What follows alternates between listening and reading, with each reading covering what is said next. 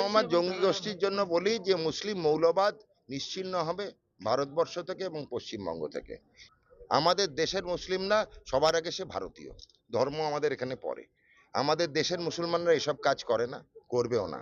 যারা আছেন এগুলো সব বাংলাদেশ বা পাকিস্তান থেকে আগত মুসলিম, তাদেরকে বেড়া টোপকে ওপারে ফেলে দেওয়ার দায়িত্ব আমাদের, আমাদের দেশের মুসলমানদের। সেটা করে দেখাবে তারা। মুখ্যমন্ত্রীর উপরে হামলার একটা ছক করছে। পুরোটাই তাই।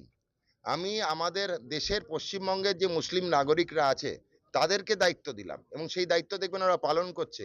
এই মৌলবাদী যেগুলো আছে, যারা ভারতবর্ষের মাটিতে এসে তাদের ধর্মকে কালিমালিপ্ত করছে, তাদেরকে তারাই যোগ্য জবাব দেবে, দেখে নেবেন।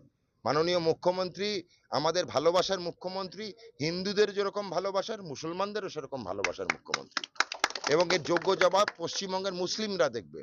আমি তো বলে দেবো প্রত্যেকটা মুসলিম ভাই বোনেদের, আমাদের মা মাসিমাদের, যে তারা খুঁজে বার করুক যে কটা জঙ্গি আছে, যাতে তাদের বদনাম না হয়।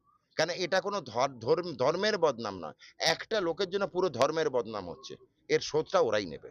স্যার, নন্দীগ্রামে সেবা